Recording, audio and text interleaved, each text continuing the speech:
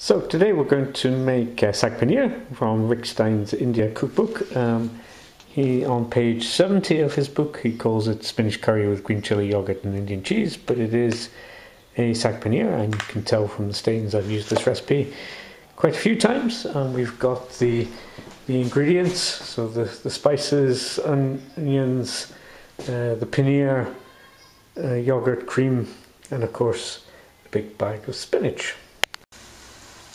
So the quantities in this book, which is 400 grams of onions, 400 grams of paneer, 500 grams of spinach, makes about 4 good sized portions.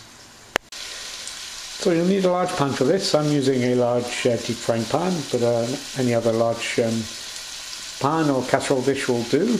In that I've put 40 grams of butter and 2 tablespoonfuls of rapeseed oil on a medium heat.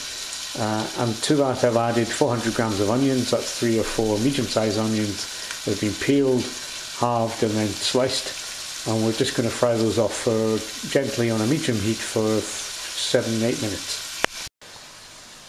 While the onions are frying off, just prepare the spices. So I've got 4 cloves of large cloves of garlic here, about 30 grams of ginger and 1 green chili. And we're just going to prepare these and put them into the spice grinder. So I've peeled the garlic and ginger, just chopped them up into the spice grinder. I've left the seeds in the chili. You can take the seeds out if you don't want it too spicy, but that green chili is not particularly hot. You can also use red, yellow chilies, whatever chilies you prefer, depending on the heat you're looking for in the curry. So about 30 seconds in the spice grinder, and that's mashed up the ginger, garlic and chili together. And again, you can use a mortar and pestle if you prefer, or just chop them very finely. I find this the easiest way of getting them blended together. In Rick's recipe, he leaves the chili whole and just slits it down the side. You can do that again. I find that makes it very mild, so I like to chop up the chili and include it in the sauce. While the onions are still cooking, and before I add the spice paste, let's prepare the paneer. So I've got 2 blocks of 200 grams. So we're just going to create some cubes out of this paneer.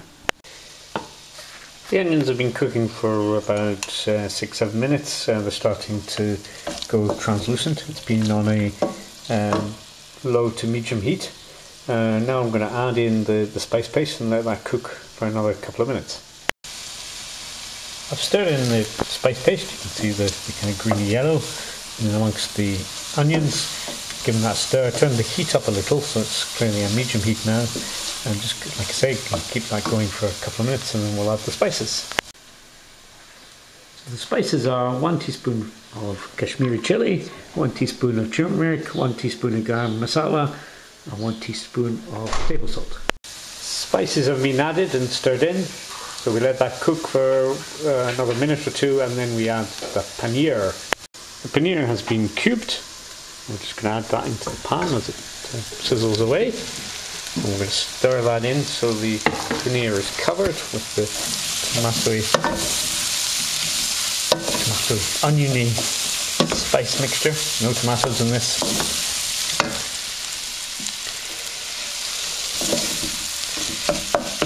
And again, we're going to let that cook for a couple of minutes, and we'll turn the heat now down to low and leave that just to heat up the paneer, and we'll prepare the spinach. For the spinach, I've taken it out the 500 gram bag in small batches. I'm just going to chop this very roughly. You can actually add it straight away, but as large leaves, but I find it's easier to handle and cook as slightly smaller leaves. You may have to do this 3 or 4 times to get through the full 500 grams. The paneer has been simmering away for a couple of minutes in the spicy onion sauce.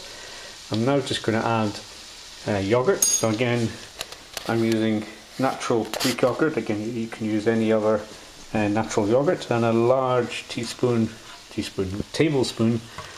of yogurt goes in here. Actually 2, just to give it a nice creamy flavour, and again stir that in amongst the paneer like that. Just leave it again for another minute to warm up, and then we're going to add the spinach. Here's the first batch of crudely chopped spinach leaves. So we're going to add this to the pan, and then keep chopping and keep adding to the pan until we've used up all the spinach. I haven't used all the spinach, the pan is now full. That doesn't really matter, there's enough spinach in it. And here's why you need a large pan, because I've piled up the spinach on top of the paneer sauce. We're now going to put a lid on this and just let the spinach wilt. That'll take 2 or 3 minutes. So put the lid on, leave the heat on underneath, and we'll give that a couple of minutes, and then we'll give it a stir as it starts to wilt. It's been on a low heat for about 2 minutes. Just take the lid off and check that the paneer is not sticking to the bottom. If it is, your heat's a little too high, so turn it down. It still needs a bit of time to wilt, so we're going to put the lid back on and leave it on that heat for another 2 to 3 minutes. So it's now been cooking under the lid for about 5 minutes, so I'm just going to stir it in. It's starting to wilt. It won't be much longer, so just try and mix it all together. Put the lid back on. Turn the heat up a little now. And that'll be another 2 or 3 minutes. The spinach is wilted nicely. Just stir that in. And the last ingredient is again the single cream. So in Switzerland it's the blue cream with the chef's hat on. So it's a 25% fat cream. So you want about 100 mils just to make it nice and creamy. Stir that in.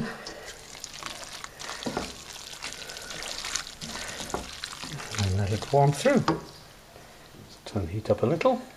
And once that's simmering, bubbling nicely, that is Rick Stein's Saag Paneer, ready for eating with basmati rice and naan bread.